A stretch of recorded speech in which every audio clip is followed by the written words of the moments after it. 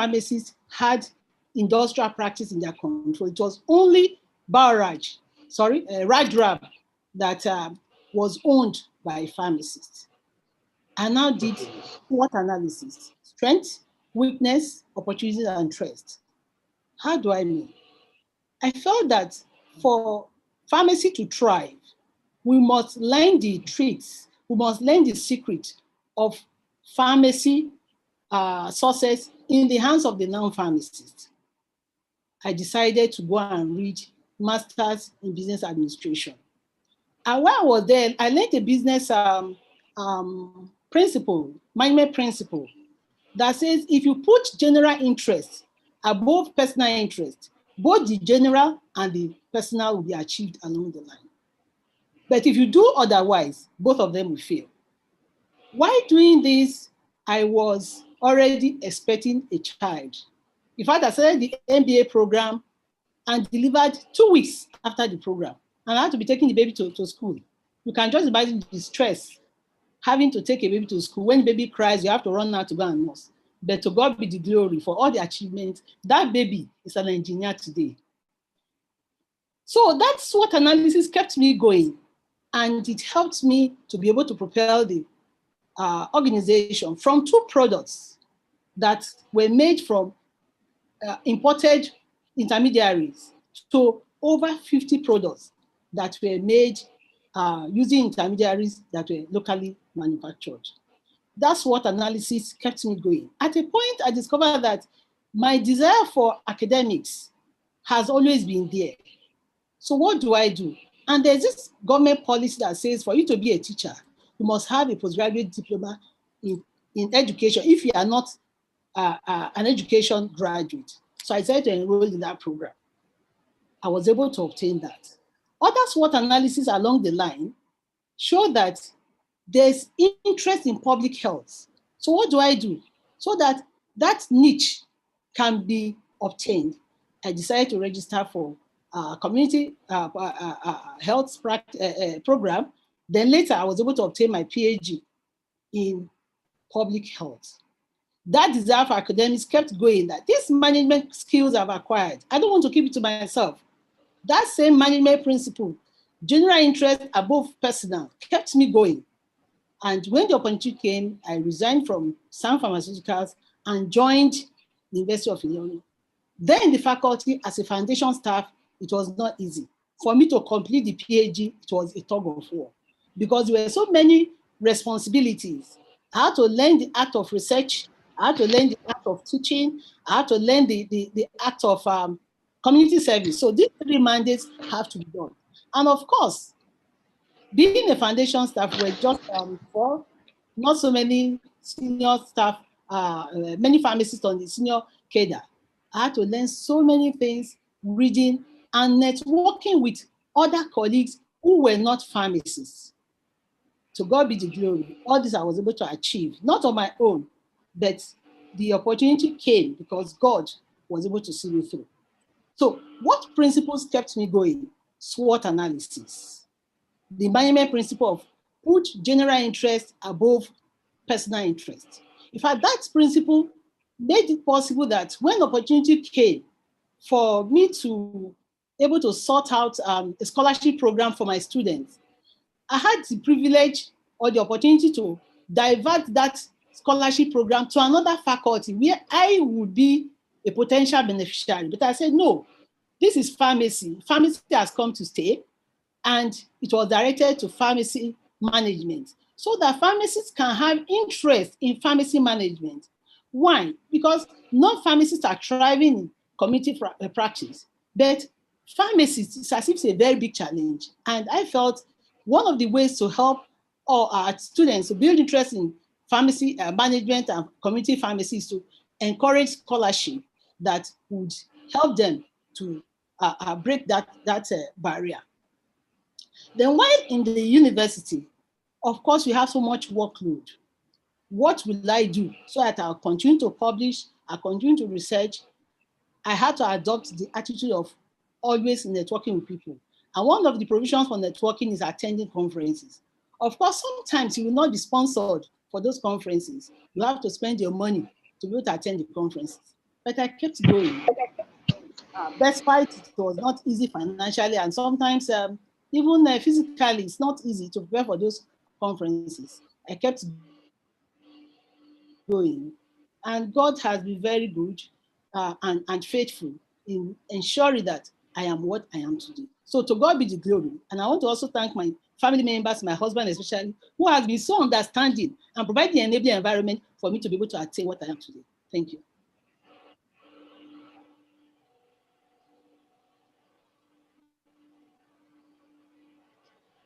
Founder, onto you. Yes, I'm on. He's on with the story. Thank you, Ma, for sharing such an amazing story.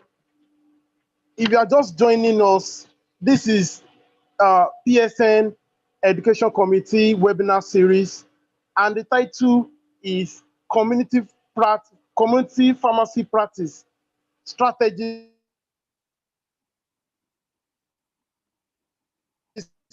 for Success.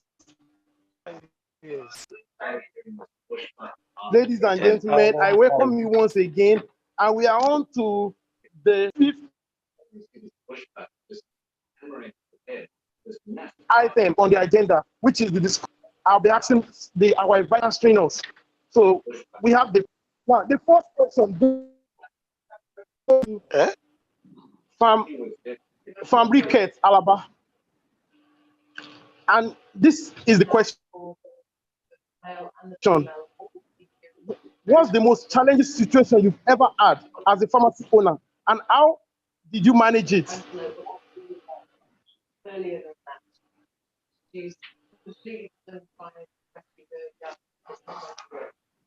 Farmer is on the line. Oh, is on now? Yes. You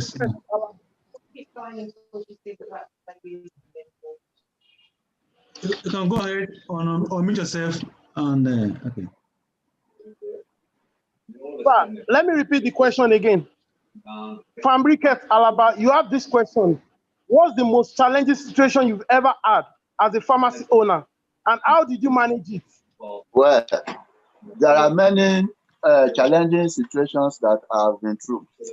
One of them is the issue of finance, which I mentioned in passing before. What I did was to join the cooperative to get financial assistance and to continue to save and leverage on other on suppliers and so on. But there is another issue that happened. In fact, this was, let me call it day of conspiracy. Day of conspiracy.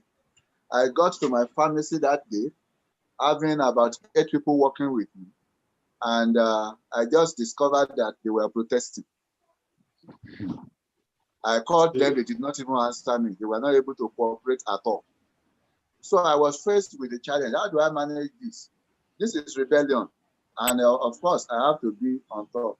I took a very hard decision that day to lay off all of them because I saw that it was a clear case of conspiracy.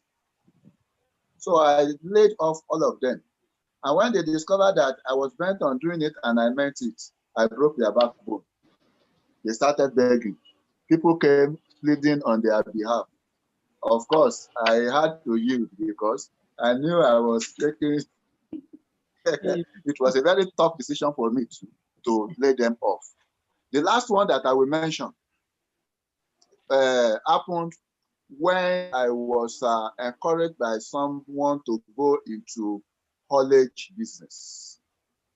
And I will want to warn us that when it comes to the issue of diversification, unless you are very sure that it is a business that you are vast in, please be careful. Or if you have honest people anyway, but many times people only make promises. I was encouraged to go into haulage business. I invested close to 10 million buying trailers and so on. We began the business. And you will not believe me, it was money sent down the drain. It so much affected my business and everything went down. But I decided that I wasn't going to give up. So what I did was that I took up the challenge. I began to do many things myself again. I spoke about resilience before. I began to do many things myself. I had not been using bank loan before then. That was the time that I applied for bank loan to get out of the financial mess. The bank loan was not easy to pay back, but I determined I wasn't going to disappoint. I got that loan through the help of our association, the Fidelity Bank loan. And I made sure I worked to pay back. Since that, things have become better. I think those are the three I want to mention for now. Am I with you? Yeah. Thank you very much, sir. The next question goes to Farm. Yes. The next question goes to Farm Dr. Abdul Malik. And here's the question. Sir, I know you have 1, 2, 3 pharmacies in Ilorin, and they are doing well. When is the best time for special expansion for a community pharmacy? How did you do that? Okay. Farm Can you Dr. hear Abdul me? Malik. I can hear you, sir. Okay. Can you ask the question again, please? I said you have 3 community pharmacies in Ilorin presently, and they are doing well. When is the best time for spatial expansion for a community pharmacy? How did you do that? Okay. Thank you for the question. When I came to US, I joined CVS. CVS, they have about 10,000 stores. So at a point, I became a pharmacy manager. So I started learning to see how they operate, But, we have a peculiar system in our country where the business is not straightforward. So that was why I decided, okay, let me try expanding, and see if I can. The money was not there, the technology was not there because they use a lot of technology, but I was able to open, although I burnt my fingers a lot in trying to expand. But the best time, going to your question, the best time to expand pharmacy business is when you know that you have your present business, you have the customer base, you are able to manage your debt.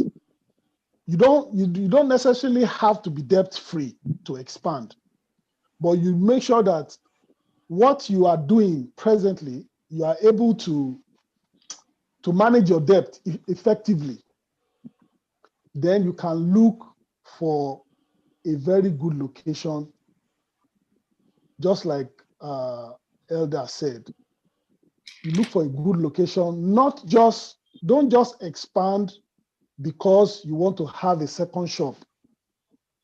You have to make sure your second shop will pay for itself within 3 months, maximum 6 months. If your second shop, if you cannot anticipate sales in 6 months, your first shop will start running into problem because you are going to start using stock and money from the first shop to run the non-performing second shop that you have opened wrongly. So for you to expand, you have to make sure your first shop is doing at least 80 to 95%. No shop can do 100%. 80 to 95% capacity. You have the customer base. Then you cite. You can borrow to open your new premise. It's not advisable to borrow to open your first shop. But your second shop, you can open if it's in the same town. You have already built name as a retail pharmacy. You've built your name. So anywhere you open again, you will find one or two people that recognize your previous shop, and they will start to build. That will start to build your customer base. So that is the basis for expansion that you can. It's not easy running 3 shops, to be honest with you. It's very, very taxing, but I've been able to learn over the years, and the way I've been able to manage it is to break the chain of command. So whoever is counting money, for instance, whoever is counting money is not the person taking money to the bank. Whoever is preparing stock list is not the person buying. Whoever is signing a check is not the one that is going to buy the goods. So there is always, so if there is going to be any form of fraud, it has to be a conspiracy between about 4 people. So that way, the 3 shops have been able to run on autopilot. And I have access to the accounts. I can see what they are paying in, what they are taking out. Although personally, as being financially disciplined, I don't have access to those accounts. So I can't sign a check and withdraw money from any of those the accounts. So that has helped. And we try to be consistent with servicing whatever debt we have and paying our suppliers, which is the wholesalers, to sustain the shops. Yeah, thank you very much, sir. Yeah, that brings us to the third question, and this question is for Farm Dr. Williams. Ma, how do you monitor and evaluate the performance of a community pharmacy? What are the yardsticks? The monitoring, evaluation and monitoring of community pharmacy is very, very crucial, not only to the owner of the pharmacy, but also to the public, to every one of us, to all stakeholders. How do I mean? We find that community pharmacy is the first point of call for individuals. Before they go to any hospital, they would have visited the pharmacy. And community practice involves a lot of scarce resources. So there's need for us to evaluate and monitor. For us to do this, we apply some accounting equation. Well, we are not saying that pharmacists should be quack accountants, no. But if you have an insight into what is happening, you'll be able to engage the services of an accountant and direct what you want to achieve your goals and objectives. In accounting, we have a simple accounting equation that says that assets is equal to liability and owner's equity. Assets is what you have to generate income or generate revenue for the organization. You have liabilities are the things that you owe other people, the money, the goods you have collected on credit, the money you have borrowed. Then your equity is what your contribution is to the business.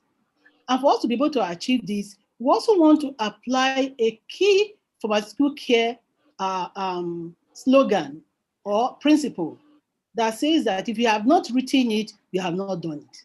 So for us to be able to evaluate and monitor, we need proper documentation. What are the documents we need for us to be able to carry out this evaluation and monitoring? You need balance sheets that is for a period of time, can be annually or for a period of time. Then you also have income statements. You have cash flows statements. Now, for these documents, you'll be able to extract some indicators that will tell you whether your business is doing well or is not doing well.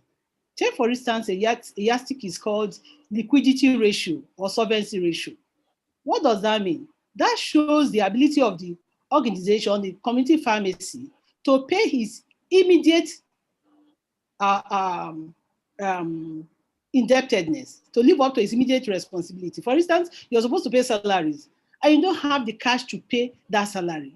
That organization is not solvent. You are supposed to pay your creditors. They have dropped goods for you and giving you a dating that these goods you pay within 30 days or 90 days. You are not able to meet up to that obligation. That organization is not solvent. So we use solvency or liquidity ratio. Under that, we have specific indicators again, such as quick ratio or acid test ratio. For the quick ratio, you compare the current assets to the current liabilities. If it is 1, then you are doing well. But if it is below 1, it shows that that organization cannot live up to its immediate obligation financially, and something has to be done.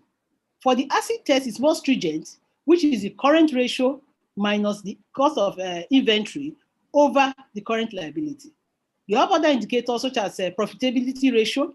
You also have activity or efficiency ratio that test the ability of the organization to quickly manage the assets in form of either liability or in form of the owner's equity. So turn them into cash and see how efficient that activity is. So if the organization is able to quickly turn those items in forms of good into cash, yes, the organization is doing well. You have turnover ratio. How often those goods you have stocked, are you able to turn them into cash and go back to replenish? While doing this, you have to carry out SWOT analysis again. Analysis has to go on. What are the products that you are investing in? Are they products that stay a long time, maybe 2-3 months, those products are still there, or they even expire on the shelf? If you do that, you find that capital would have been tied up to items that are not having high turnover ratio. Then you also want to be careful that you don't have too high over turnover ratio. If you have too high turnover ratio, it means that the organization will also run out of stock. So you must balance. What are the things that the pharmaceutical product that clients come to buy? You must carry out that analysis. You must study your records, past records. You must also get information from the prescriptions that are brought to the pharmacy. You can also contact your customers. Keeping good records of what they come to buy and getting feedback will help you to stock the right product at the right time for you to be able to carry out this analysis to find out if the organization is solvent, if it is profitable, or is efficient in the management of its resources. Thank you very much, Ma. We have the 4th question, and this is for Farm Dr. Ricket Alaba. And the question goes thus. Sir, are you with me, sir? Yeah, I'm with you. Yes. What's the greatest strength as a farmer entrepreneur? What's your greatest strength as a farmer entrepreneur? Okay. Well, what I will call my greatest strengths are the location and good inventory. One thing I try to do is to see that those rare ethical drugs which people look for and are not able to get, I stock them and I don't allow them to go out of stock easily. On the oncology products especially, I stock them to the extent that from Kano State, Benue State, people come looking for oncology drugs in Alobel. I count this to be my source of strength because of the highly competitive arena that I find myself. By the time people begin to look for that, you know that they are not things that people will sell and they will beat you with the price. In fact, many of those who are competing with me don't even know many of those oncology and ethical drugs. So this I count as my strength and what has helped me to survive in the area that I am, where I may not be able to compete effectively in pricing with the giants around me. Thank you very much, sir. Thank you for answering that question. So, this is for Farm Dr. Mali. When is the best time to obtain a loan for a community pharmacy? Am I on? Yes, sir, you're on, sir. Okay. Well, the When is best the time best to time to obtain a loan for a community pharmacy? obtain a loan is if you analyze your business and you realize that, let's say for instance, you want to take a loan for 10 million, and after all your you calculate your running cost monthly, your rent, salary, miscellaneous, any other expense you have in the month, you have calculated. Let's assume if you take the loan, your payment every month is 600,000 naira. And your profit at the end of the month, after all expenses paid, is 400,000. You are not ready to collect the loan. If you take that loan, you have to invest it in a business that will yield more than the 200,000 that is short from your profit. So to collect the loan, you have to be able to make more than what you are going to be paying back to the bank with interest. So the best time to collect the loan is you can take a loan anytime based on the profit you make at the end of the month. I remember one time I went to FCMB and I wanted to take a loan of I think it was about 30 million or something like that. So I knew the MD, and he asked me all these questions, this analysis I gave now, that I can give you 30 million, but from what you have told me, you cannot afford to pay this. This loan will kill your business. You will just be working for the bank.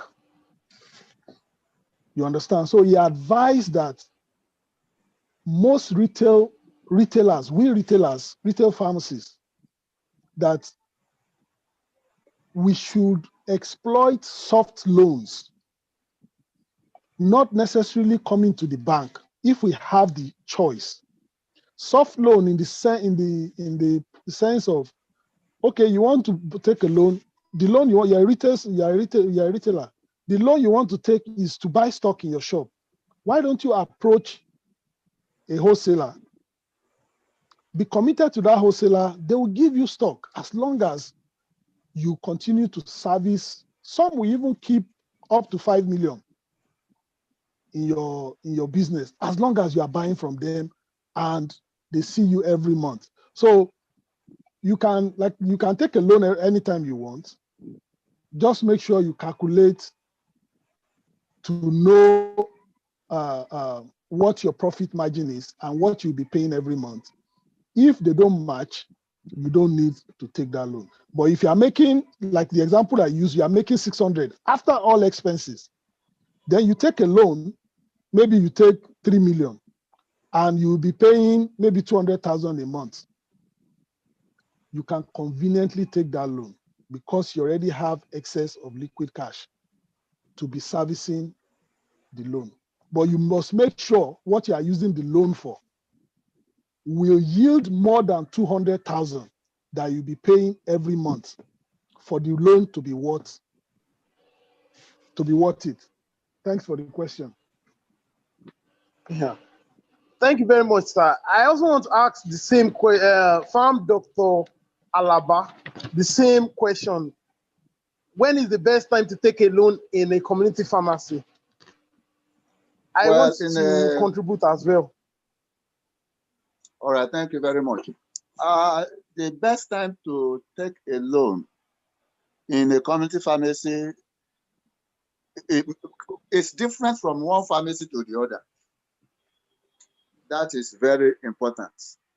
And I think what the pharmacist should do is to observe the following. One, what is the business turnover like at this time? If the business turnover is such that it is high and you are not able to meet up with the demands of your customer, that signals to you that you need to inject more funds into the business to be able to meet up with the needs of the customer. That's a very, very good pointer. Another signal is when you discover that you do not have enough stock on hand. But this one, if it is not informed by demand from customers, may easily plunge one into financial crisis, because you don't just stock up, especially when it is when you are going to stock up using a loan when there is no demand. It is not, I won't say, I don't want to tie it down to time particularly. What I will advise one to look out for is the inventory dynamics. Do I have a very high turnover at this time? Why do I have so much turnover? Customers are coming. They are buying and I have to continue restocking and restocking. Your overhead becomes high at that time, meaning that if you have more stuff, you can reduce your frequency to source your product. You can reduce the overhead by getting more loan to buy larger quantity. Some people have tied such periods to maybe seasons of Christmas or holidays or festivities. I don't want to tie obtaining of loan to such. What one should observe is demand that one does not have enough capital to meet. It should be safe to obtain a loan to meet such demands. Thank you. Yeah, thank you very much, sir. That brings us to the next question, and this goes for Farm Dr. Williams. Leveraging on loan has been cited as a good way of sustaining a business. Leveraging, Farm Dr. Malik also leveraged on relationship with wholesalers. Is leveraging a good way of sustaining a pharmacy business? Ma, kindly discuss, ma. Well, for any business, a time will come when you will need loan. Like I mentioned earlier on, the accounting equation must be taken into consideration in all our activities. That is, asset equals to liabilities plus owner's equity. That liability, the loan comes under liabilities. Now, for you to take a loan, you must find out, what do you need this loan for? Are you going to use this loan to generate revenue? Is it going to bring in capital that will grow the business? Are you going to tie it to fixed assets or current assets? Will it be in the immediate period that this money will be turned around? You also want to look at the conditions for the loan. What is the payment time? Is it a long-term loan? Is it a short-term loan? What is the interest rate? You also want to look at your attitude towards money. Dr. Alaba mentioned a very crucial area of self-discipline. There are individuals that take loan and that loan is diverted into other things. The loan is not plowed into the business that will grow the business, saying that let me quickly use this for this solve this problem, to be returned. Such money is never returned. So if loan is taken for the business, yes, let it be used for the business. Dr. Alabe mentioned that he doesn't buy for seasonal purposes. Sometimes it is good to take loan to service what is called seasonal stocking. You anticipate that a particular stock will be scarce and you buy in advance, you stock it. Our non-pharmacist colleagues do that a lot. Take, for instance, when you have fuel scarcity, they anticipate it, they stock it, they hoard it. And after some time, they start selling it at a very exorbitant price. So we can apply that in pharmacy too. We anticipate a stock out period, fluctuation in stock. You take loan to purchase that stock, keep it for some time, and by the time you're selling that product, you are making a lot of profit. But you must do that for a product that has high turnover ratio. If that product does not turn around immediately, then the purpose of taking that loan is defeated and can even drain the other resources you have and collapse the business. Thank you. Thank you very much for answering that question, man. My next question is for everyone, all the panelists. And the question is that I've noticed over the years that community pharmacies, after the death of the owner, they don't exist any longer. Most community pharmacy, like there was one major community pharmacy, Ekunda pharmacy. After the man died, the pharmacy, we didn't hear about it again. What are you doing? And what do you think is the best to sustain a pharmacy, a community pharmacy, after the death of the owner? Dr. Abdulmalik, I think I want you to be the first person to answer that question.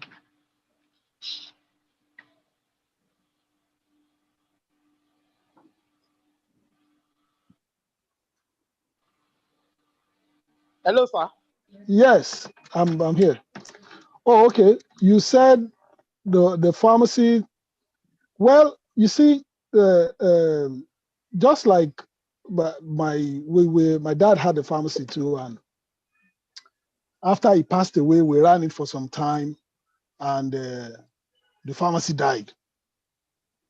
I think the lack of continuity. Can you hear? Am I online? Yes, you're online, sir. This lack of business continuity after the death of the owner. Yes, the lack of business continuity is because I think the only way we pharmacists can solve that is by going into partnership with our colleagues. I had, when I was in secondary school, I had a friend. The dad owned a co-hotel, and if anyone remembers, a co-hotel is owned by three people. I can't remember if they are doctors or not. That hotel is still existing now, and the children are still benefiting from it because of that partnership. So we pharmacists, the only way we can solve this is by either continuity or, partnership, or introducing our children, which sometimes it works, sometimes it doesn't work. Like my kids now, I'm trying to encourage them to go into pharmacy. They don't even want to hear it, So that's the challenge that is there that we face. So if you can, and we can even go public by going into stock exchange and selling shares, so that more people, maybe the owner will own 50%, 51%, then sell 49% to the general public. That way, the business will not die. The public interest will be there. The owner can even be voted off from the board of the company, and they'll put somebody else there. So that can sustain. Those are ideas that we can use to sustain pharmacy business, even if maybe not necessarily even debt. The owners can even retire and say, okay, let me be watching from the sideline. So that is my own suggestion on on how to keep pharmacy businesses alive after either the passing away of the owner or the owner decides to voluntarily retire from the business. Thank you.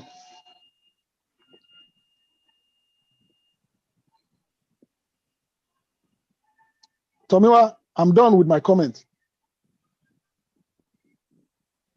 Okay, Pharmacist Alaba, can you take your turn to answer the question, sir? Well, I'm with you. Well, Dr. Abdulmalik has, in my own opinion, he has done some good justice to that question.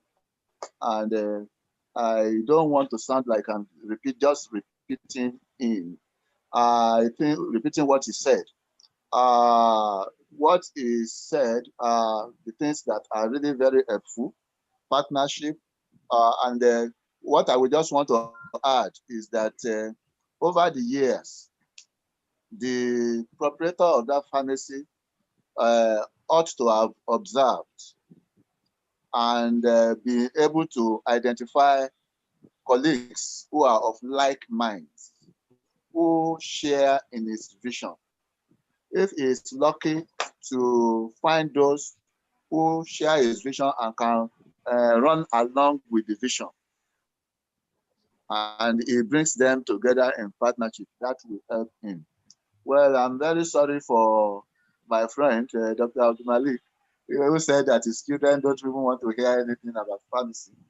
But one of the things that we should do is to encourage them. It is a very good thing if our children can take the baton over from us. And you may wonder why I said our children. I'm sorry to mention this, but somehow many Africans are so corrupt. Many of us are corrupt. One, if you are not careful to bring in people into the business, they don't know how you have suffered, how you have labored. They may just come and kill the business. You know what I mean? But if you can get one or two of your children interested in the profession of pharmacy and they study pharmacy, and one can be careful to introduce them to the business, it will be very helpful.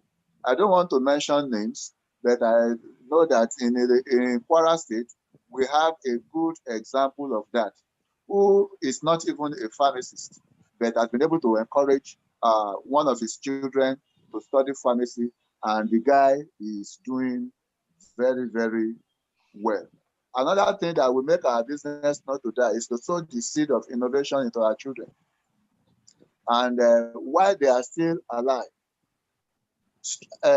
endeavor to make your pharmacy something that is enviable, something that they will want to inherit. A friend of mine, the MD of SIP, called me to his office one day and said, Alaba, he called me by my name, make sure that your business is something that your children will love to empty. I say, I don't have that kind of money. Say, go and work towards it. Develop your business to the extent that your children will desire to be MD of that business. He told me that about 5 years ago, and I've been struggling to do that. And now I am proud to say that 2 of them are already developing interest in the business. Thank you. Thank you, Dr. Alaba, for that one. Dr. Williams, do you have anything to contribute to that, man? Yes. It's unfortunate that pharmacy practice in this country has been bastardized. That our children, let us be honest to ourselves, are not seeing anything so glamorous about pharmacy. We have this in-house fighting and fighting from outside. But we must change the narratives. One of the ways we can change narratives is having succession plan for that business. Suppose one is not on ground, what happens? That's why, as mentioned earlier on, we must introduce these children to that business and build the interest gradually. We should not force them. If we force them, they will revolt. They will just abandon the business. It is a gradual thing. I came to Kwara State in 1987, and I can count some pharmacies that were owned by pharmacists that were doing well at that time, and they are no more. The another thing I observe is that for non-pharmacists who see pharmacy as a business, low-hanging fruit, they can always tap on. Gold mine. Sorry? Gold mine. Gold mine, that's the right word. They encourage their children, and it's like a do or die. But for us as pharmacists, we see the stress we are going through, and these children are seeing us struggling with it. If we are not careful, we end up repelling them. So that one also comes to the equation as regards why our children are not interested in pharmacy. So we must go to the root of the problem to solve that problem. That in-house fighting has to stop for us to see ourselves as one big family that must survive together. We must live together, survive together, collaborate, network, and have this capillary attitude of pulling one another up, supporting one another to succeed. Thank you. Thank you, Ma. On to you, Pharmacist Tomiwa. Yeah, thank you very much, Ma. Thank you, my able panelists, for answering that awesome question. Pharmacist Tomiwa. Go ahead. Hello, sir. You have something? Yeah, I wanted to make a comment. Just 1 minute comment. Okay. When I started, I actually started as a partnership. So with one person, by the time we contributed, he was a non-pharmacist, he was a banker. We contributed, we paid for the shop, but I realized that his passion was not the same. Our passion was not the same, so he was on ground in Ilorin, I was not in the country. I was even more committed to get the shop started than him. So the shop will be there for 4 months. I'll come back. Even ordinary paint, I will have to be the one running around to look for painter. So that partnership fell apart before the business even started. So when I started the business, a friend of mine that, very good friend, I've known him for more than maybe 15 years. He didn't have a job. I said, okay, I'll be paying you salary. Over time, you can buy into the business. So we started like that, but I realized that as the business was going, he will carry money and go home. The sales for the day, he will carry it home. I did not know. One day I just called. How much did you people make today? They said they made, when I was then, it was maybe 26,000. Okay. Let's go and use it to buy stock immediately the next morning. My staff went to buy stock. They bought stock of 13,000. I can never forget.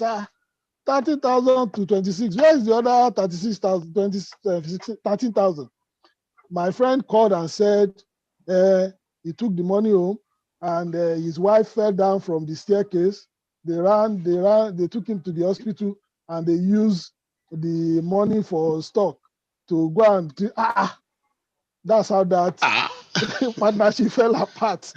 So I decided to go solo, So it's really difficult to find, just like Elder said, to find somebody with your own passion. That's my comment.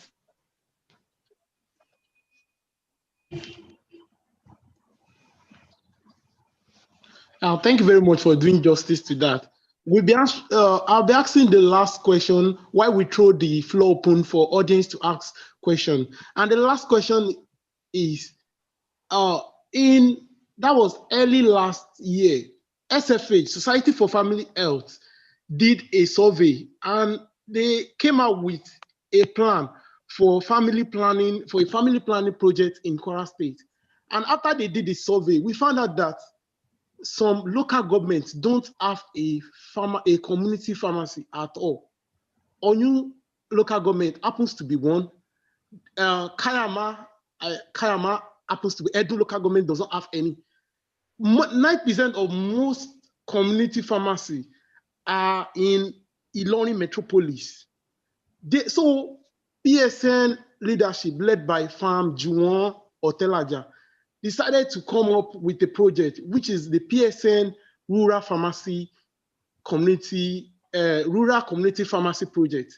And it was born out of the idea to put pharmacy in areas where there are no pharmacy or low dense areas where there's a need to have a community pharmacy. So therefore, I want to ask everyone on the panel that what's your take about the rural pharmacy project? How do you see it?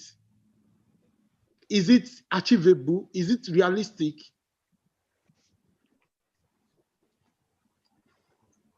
From Dr. Riket Alaba. Sir, I want you to answer that question. All right. All right. Thank you very much. I really want to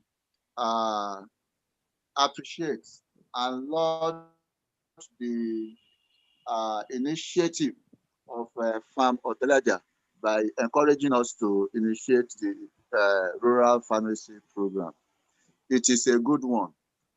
One of the reasons is that we as pharmacists, it is our responsibility to make drugs available to all communities in our nation.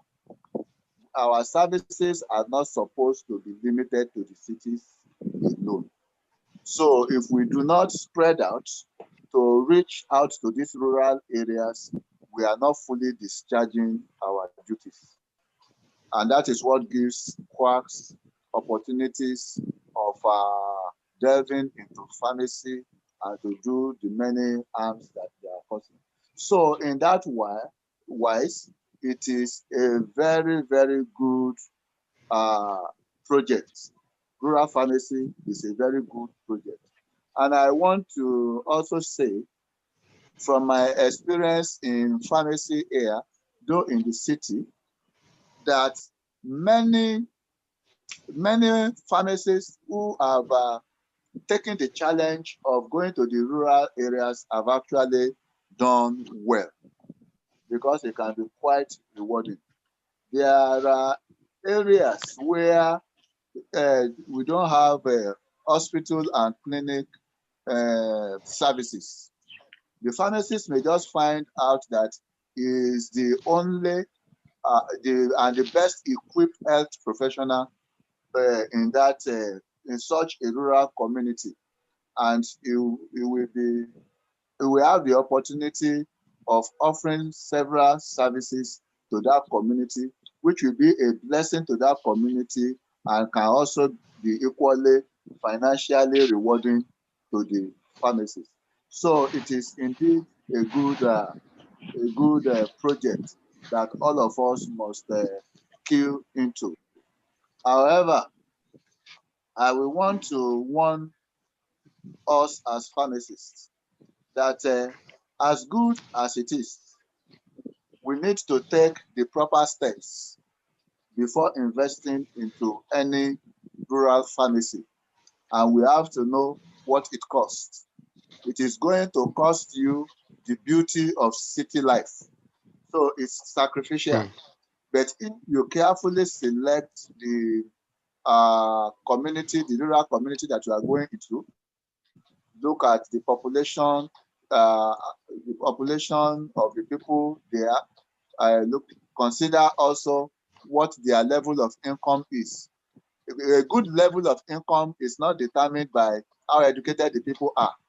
There are some people who are farmers, some people are herders, cattle rearers, and they have good money that can be a blessing to one.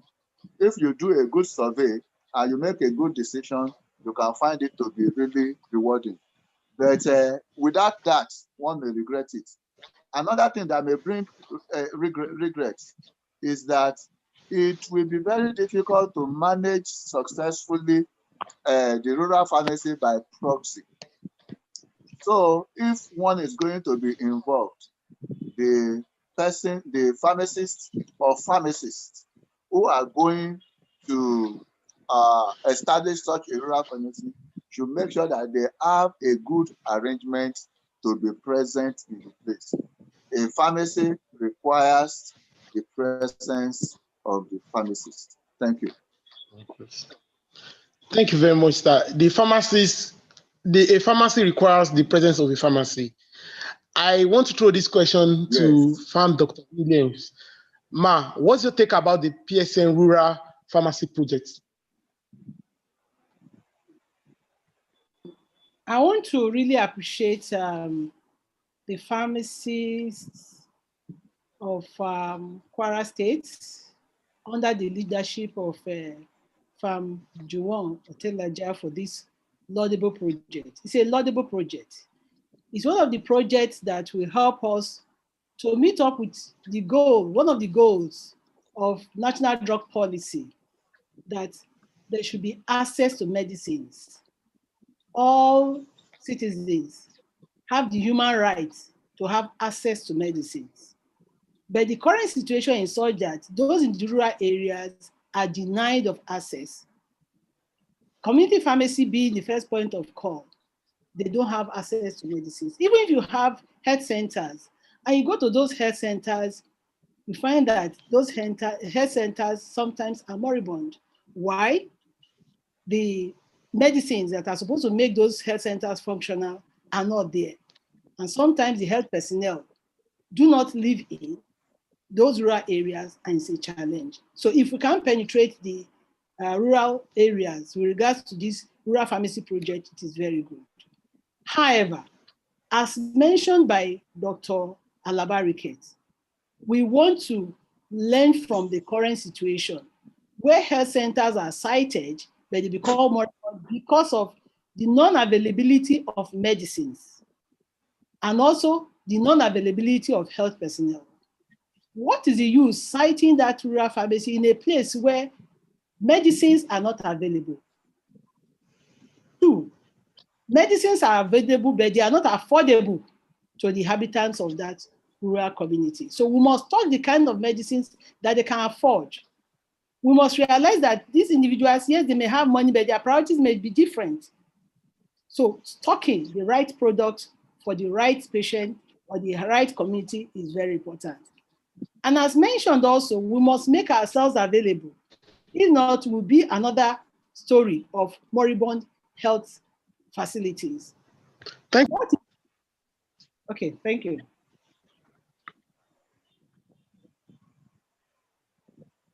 Can I continue? Hello? Maybe we lost, maybe has a network problem. Okay. I am here. Can you hear me? Okay, you have 1 moment, man. So we must give attention to ensuring that there's availability of pharmacists in those rural pharmacies to ensure that a very key area of our niche, which is pharmaceutical care, is provided. Pharmaceutical care will attract these patients or clients, since the pharmacy may be the only healthcare facility in that environment. And that means that the pharmacist must be well equipped, have the right competencies, skills to ensure that pharmaceutical care is rendered. Thank you. Thank you very much, man. Thank you for doing justice to that question. We are on the last part of the webinar section, and we are going to throw the floor open right now. If you are just joining us, we want you to know that we are on to PSN Education Community Program, which is titled Community Pharmacy Practice Strategies for Success. Ladies and gentlemen, in case you have any question you want to ask the panelists, you can just signify or you can just put on your mic right now. Let's do it one after the other. We have less than 5 minutes to put an end to this program right now because we want to stick to the time. Thank you very much. If you have question, you have.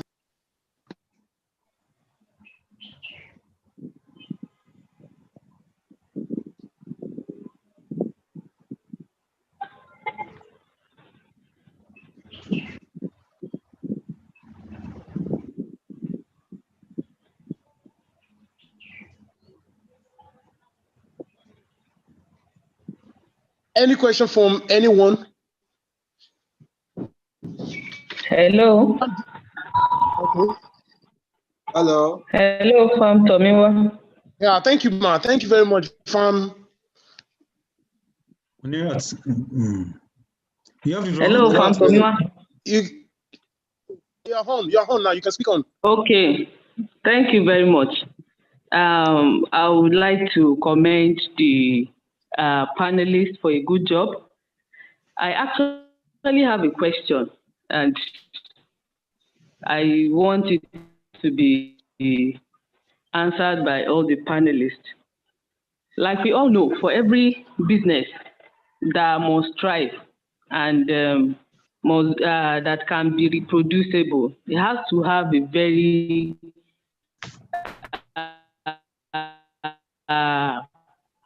basic model.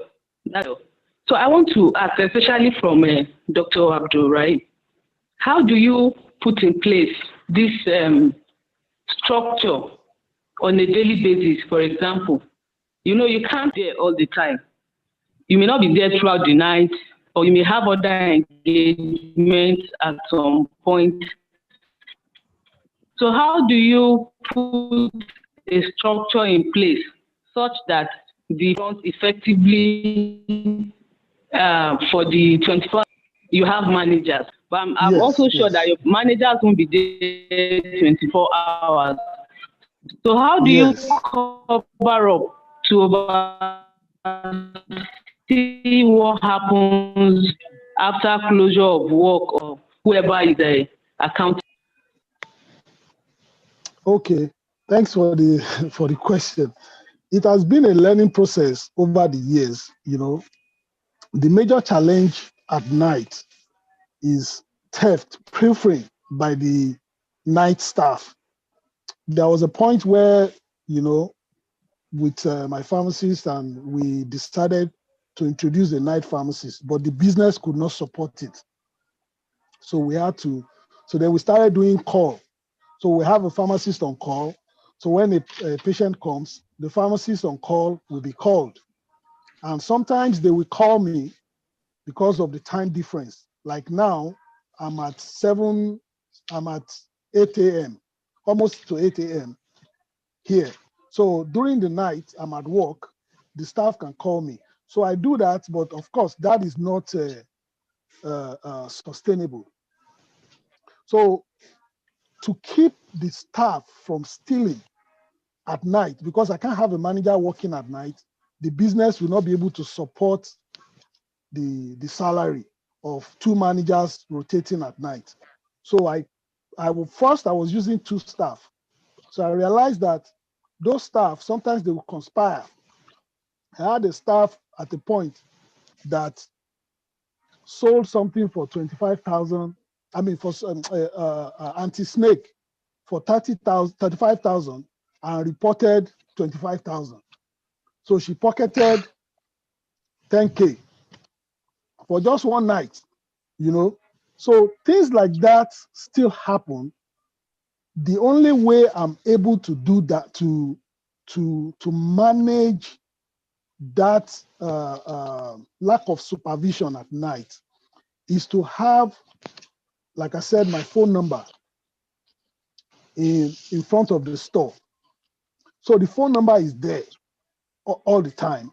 And I'm very, very with the management staff. If anyone is caught, like every transaction in the shop, you have to issue a receipt, even if it's 5 naira. You have to issue a receipt. So the only way the girls can steal is by taking products at night or something, but they can't really steal cash. So every transaction you have to issue a receipt. So that's one way we try to curb theft at night. Then integrating the shops there's a noise in the background.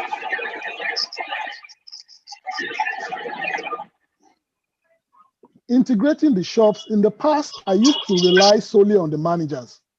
But now with the pharmacies that run all the shops, I mean, the different shops, they are taking more responsibility in running the shop, the shops they are responsible for. So that allows a lot of flexibility for me and the management team. So overall, we have a department that does purchasing. Their task is to buy drugs for all the shops. Anything they want, that department buys. So our shops don't actually go to buy. They send their list to the purchase department, and the department sources everything they need. The system is not perfect, but right now it's working, it's on autopilot. We still get some incidences here and there. And the only way I try to cope, which is like Baba Romake advised, sales girls, they are the ones that really run down retail business. So those ones, the only way I handle them is if I catch you stealing, I take you, even if it's 500 naira, we go up to the point of taking you to court to serve as a deterrent to other staff. I've had a case where a staff stole 2,000 naira.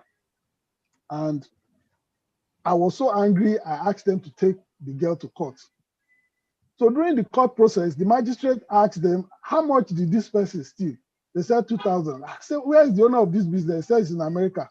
He said they should call the man from America, let me give him his 2,000 so he can leave this girl alone. So the policeman told him that is not it's not because of the money. It's because it's the how do I put it now? To serve as a deterrent.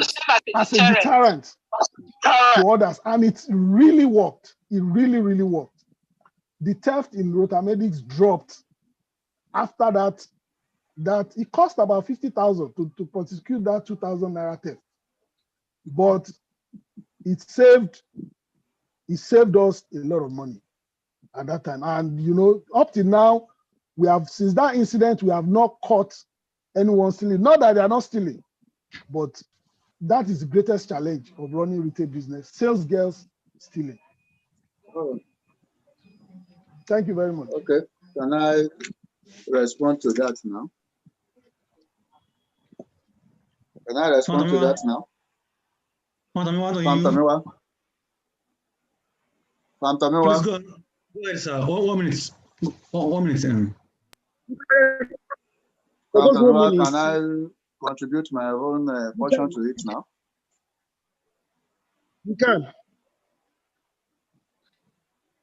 Can you hear me? We can hear you. Yes. I want to respond to Pharmacist Bello's question. So you have the floor. Okay. Thank you very much.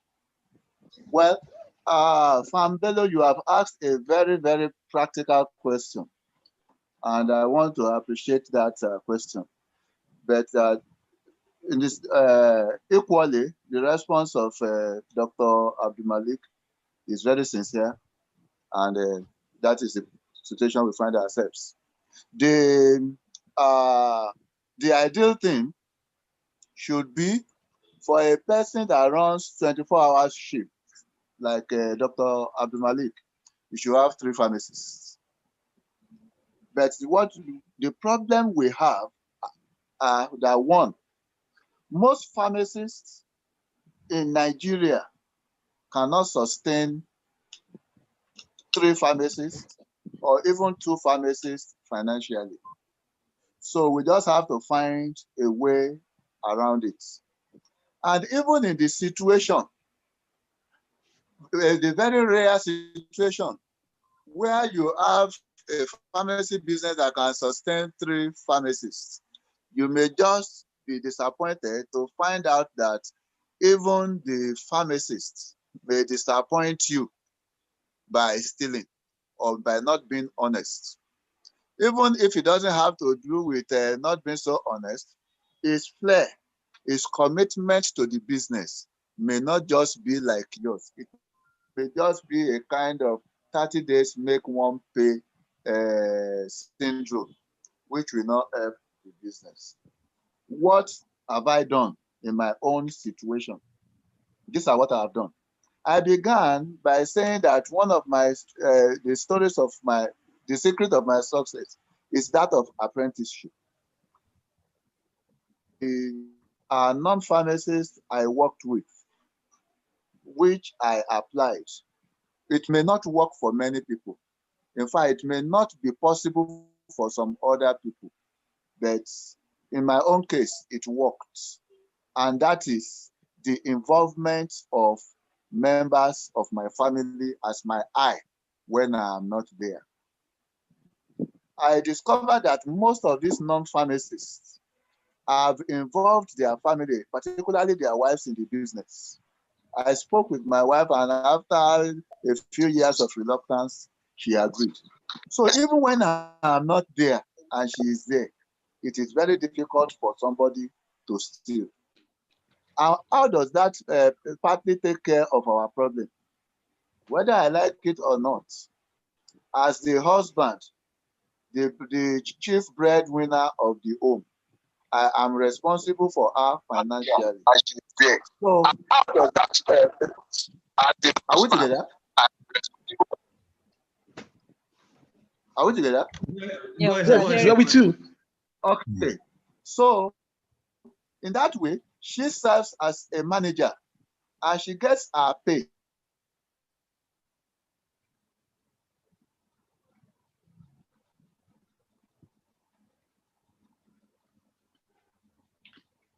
Hello. I think network issue. Hello? Yes. Go ahead. Continue, sir. Because hello, I should continue. Because the business is jointly owned, I enjoy a kind of sincerity, honesty, and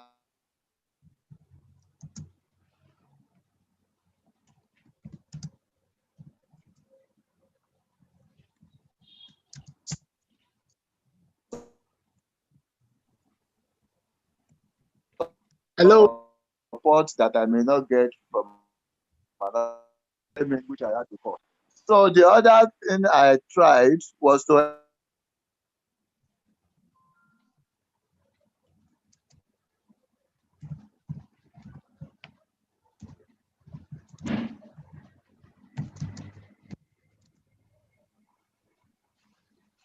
Hello, everyone. Can you call Dr. Mustafa to ask his own question, then we'll end up, please? You have the floor to ask. Can I make a comment on that, please? Okay. Yeah. Hello. The comment I want to make with regards to ensuring that the business thrives despite we're not there would include, if it is possible, to computerize the pharmacy and make good use of software packages that can help us in inventory management. Then we also want to ensure that there's physical stock taking periodically and surprise checks to ensure that those products are not pilfered. When staff realize that they can be censored anytime, they can be checked anytime, they are more careful. Then CCTV can also help. When they know that whatever moves they are making in that place is observed, they may even be wondering, how are you getting that information? They tend to be more careful. Thank you. Pharmacist Dr. Mustafa.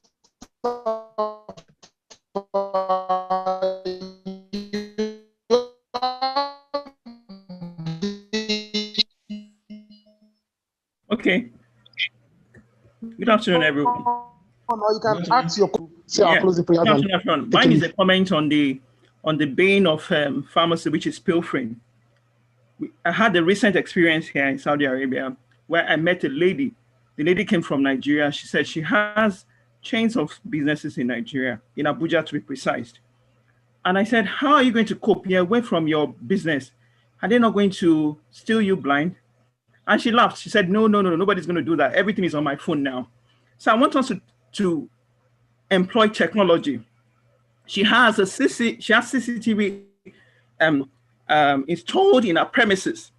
anywhere she travels a lot.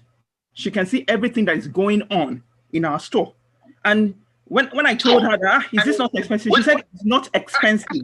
So I think maybe collectively as Quara Pharmacy, we should look into the extra security we can do to, can you hear me please? I'm getting a back echo. Yes, we are, but it's breaking. Okay. And I think as Quara Pharmacy, pharmacists, we can come together and look at a way of strategizing on security using CCTV connected to your phone. Whoever is the boss, whoever can actually see what is going on anywhere you are. Even if you're in Lagos, you've traveled, you can actually track what your staff is doing, because you can't be there all the time. But if technology can help us, because there is nowhere where people would not steal. So if people have devised methods where this can be reduced, I think we can use technology to reduce pilfering. Everybody has talked about pilfering. Pilfering is the bane of pharmacy, retail pharmacy. We can curtail it by installing CCTVs in our premises, where we can monitor on our phones or our devices remotely to control this anomaly. Thank you. Thank you very much. Pharmacist Tomiwa? Go on. Okay, can I just make a comment real quick? You see, this sales staff, they are very, very smart. They are very, very smart. When you catch them, one incident, they will improvise and they will find another way. So we as pharmacy owners, we have to continue to be on our toes. I'll start an example of one of the girls. This, I've never seen it done before. What she does is she had memorized the password of the pharmacist and the manager. So she was the cashier. She's been fired now. She was the cashier. So what she does is after selling, she will go into the system, because they know that they have to issue receipt for every transaction. So she will sell, she will issue receipt. Everything is normal. The customer has receipts. Whatever, you have a CCTV, you can see the transaction. So what she does is to go into the system and delete that transaction. So she will delete that transaction. Let's say she sells for 5,000. She will delete that transaction, go into the inventory, because she has the password, administrative password. She will go into the inventory and adjust the inventory. So but when you are doing stock taking, you cannot know. You can't find out. So we don't know how long she has been doing it, but I came home, while I observed her, we started watching her, because when we employed her, she was, when they come into your shop, they are not really well dressed. You can tell that they are struggling. Their parents are struggling. So by the time I left, when I came back 6 months after, this girl, I was in town for 3 weeks. She has transformed though.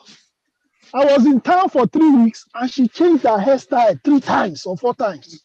Even my wife does not change her hairstyle like that. I will say, why are you changing style? She changed her style. So I told the management, I said, this girl is doing something in this shop. For her to be dressed like this, and she transformed completely. And eventually she was caught. She has stolen 10,000 something. Luckily for us, the receipt she deleted, the customer brought it back for an exchange.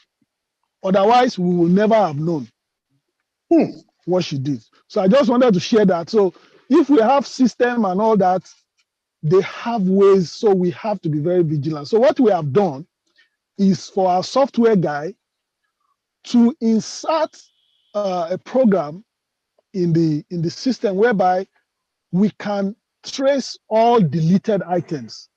So before you delete an item, you have to log in, then you have to put a comment why you are deleting that item or why you are adjusting the inventory.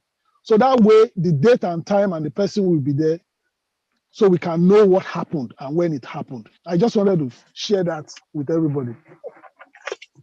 Fine experience. Thank you, Dr. Malik, for that one. Pharmacist, on to you. to conclude?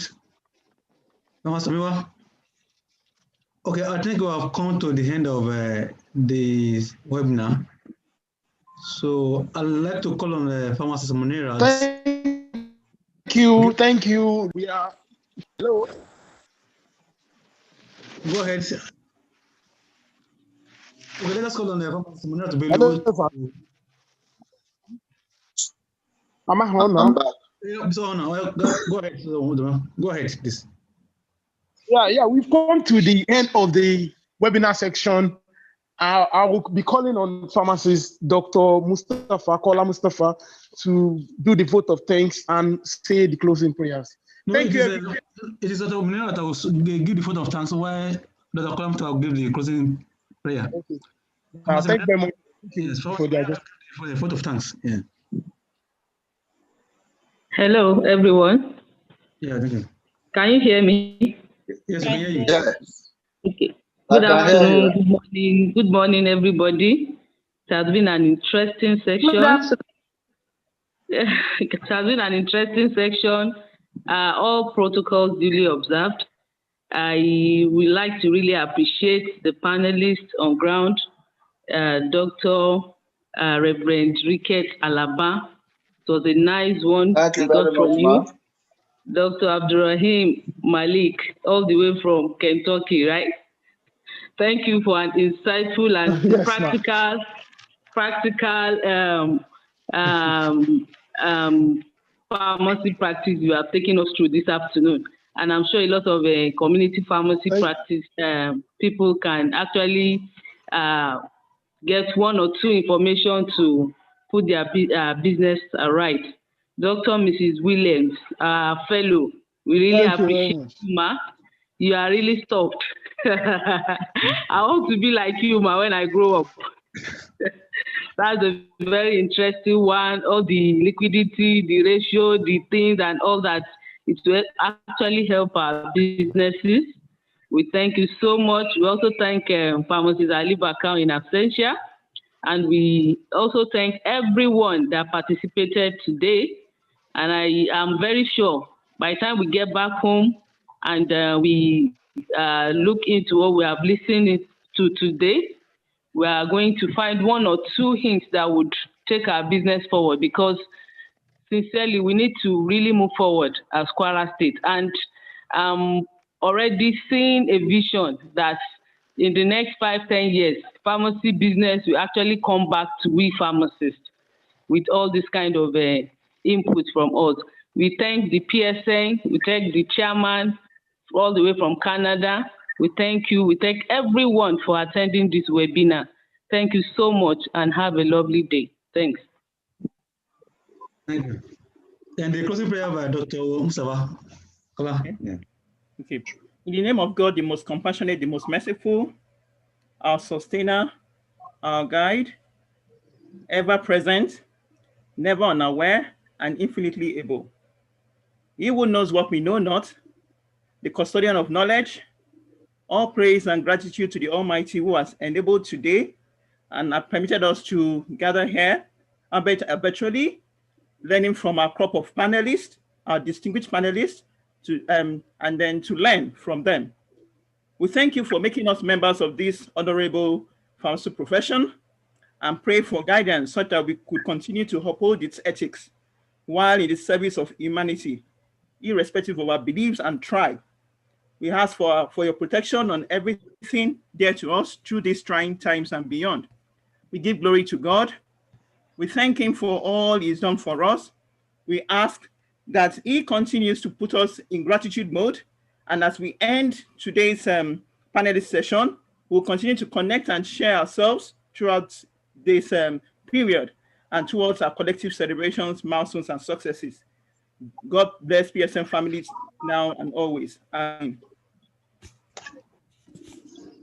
Thank you, everybody. I want to tell us that the recording of this thing is live on YouTube. I will share the link so that anytime you can go there and revise it. Currently, it is live on YouTube. I will copy and share the link on the Quora platform so that anybody that wants to revise or anybody that missed the program can go back and access it. We thank you all and we all confirm that it is a great success to all of us. So I think we want to call it a day. We booked for 90 minutes and we end up spending over 120 minutes. We thank God. Thank you so much. It's goodbye. Thank you all. Thank you, sir. Thank you. Thank you. Bello. Thank you, our panelists. Thank you. Thank you so You have much. done a great job, and I want to appreciate the privilege given me to be among the panelists. I also want to take my leave now. Thank you. Okay, sir. Thank you. All right, sir. It's bye for everybody. See Thank you. you, everybody. Thank you all. Time. See you. Bye. Yeah. Dr. Malik.